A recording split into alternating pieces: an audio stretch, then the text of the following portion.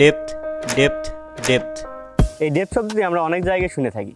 Cinematography and photography related video বানানোর ক্ষেত্রে আমি নিজেও এই শব্দটা অনেকবার ব্যবহার করেছি। শব্দটা অনেক ছোটো হলেও বেশ অর্থবহুল। চলুন আজকে জেনে নিই কি এই ডেপথ আর কেনই বা এত ইম্পর্টেন্ট সিনেমাটোগ্রাফি অ্যান্ড ফটোগ্রাফির জন্য।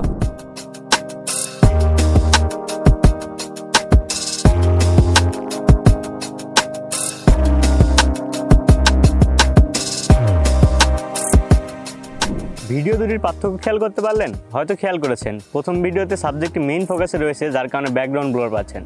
আর দ্বিতীয় ভিডিওর ক্ষেত্রে সাবজেক্ট অ্যান্ড ব্যাকগ্রাউন্ড দুইটাই ভিজুয়াল অর্থাৎ দৃশ্যমান। আর সাবজেক্টের পিছনে এই এরিয়াটাকে মূলত ডেপথ অফ ফিল্ড বলা হয়। ডেপথ বলতে আমরা সাবজেক্টের পিছনে ব্যাকগ্রাউন্ড ব্লার অংশটাকে বুঝি। ধারণাটা আংশিক ভুল, কারণ ডেপথ শুধু এক প্রকার না, ডেপথ মূলত দুই প্রকার। ব্যাকগ্রাউন্ড ব্লার যুক্ত ডেপথকে আমরা ন্যারো ডেপথ অফ ফিল্ড বলি, যেটি আমরা প্রথম ভিডিওতে দেখেছি, আর ওয়াইড ডেপথ অফ ফিল্ড দেখেছি আমরা দ্বিতীয় ভিডিওতে। ডেপথ বলতে আসলে বোঝায় ভিডিও বা ছবির কতটুকু অংশ আসলে মেইন ফোকাসে থাকবে।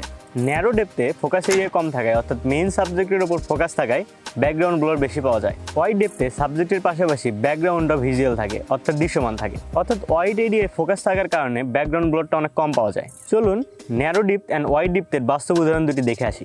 এখন দেখতে পাচ্ছেন ফ্রেমের মেইন সাবজেক্ট অর্থাৎ আমাকে মেইন ফোকাসে রাখা হয়েছে, যার কারণে ব্যাকগ্রাউন্ডটা অনেক বেশি ব্লার পাচ্ছি। এটাকেই মূলত ন্যারো ডেপথ অফ ফিল্ড বলা হয়। এই ফুটেজটিতে দেখতে পাচ্ছেন ফ্রেমের মেইন সাবজেক্ট অর্থাৎ আমি সাথে আমার ব্যাকগ্রাউন্ড দুটোতেই ফোকাসে রাখা হয়েছে, যার কারণে পিছনের ব্যাকগ্রাউন্ড ব্লারটা নেই। এই বিষয়টাকে আসলে ওয়াইড ডেপথ অফ ফিল্ড বলে। আর ওয়াইড ডেপথ অফ ফিল্ডে আপনি সাবজেক্ট প্লাস ব্যাকগ্রাউন্ড দুইটাই ভালোভাবে দৃশ্যমান দেখতে পাবেন।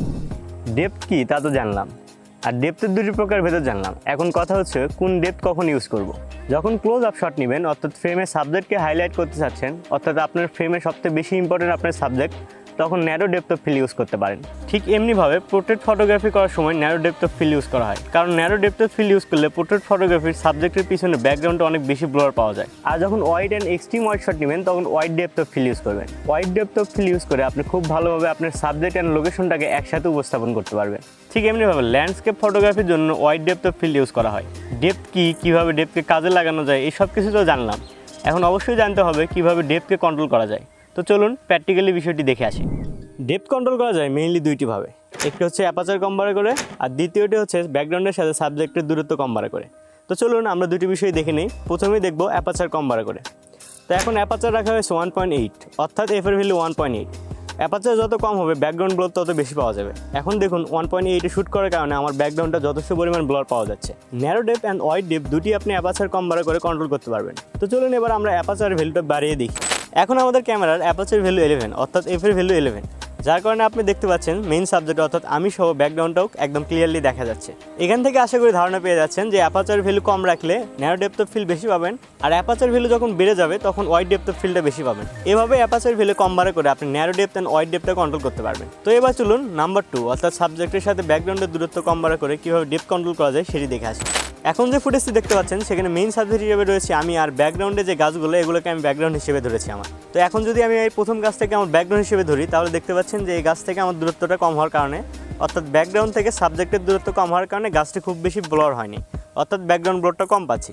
আর সেম অবস্থায় যদি আমি পিছনের ওই দূরের গাছটাকে আমার ব্যাকগ্রাউন্ড হিসেবে ধরি, তাহলে সাবজেক্টের থেকে ব্যাকগ্রাউন্ডের দূরত্বটা অনেক বেড়ে যাচ্ছে, যার কারণে ব্যাকগ্রাউন্ডটা আপনি অনেক বেশি ব্লার পাচ্ছেন। ঠিক এভাবে সাবজেক্টের সাথে ব্যাকগ্রাউন্ডের দূরত্ব কম বাড়া করে আপনি ডেপথে কন্ট্রোল করতে পারবেন। সো এভরিওয়ান, আজকে ভিডিও একদম শেষ পর্যন্ত চলে এসেছি। আশা করছি ভিডিওর প্রতিটি ইনফরমেশন আপনাদের জন্য হেল্পফুল হতে চলেছে। আপনি যদি সিনেমাটোগ্রাফি অ্যান্ড ফটোগ্রাফির উপর ইন্টারেস্টেড হয়ে থাকেন, তাহলে আমাদের চ্যানেলটি সাবস্ক্রাইব করে পাশে থাকতে পারেন।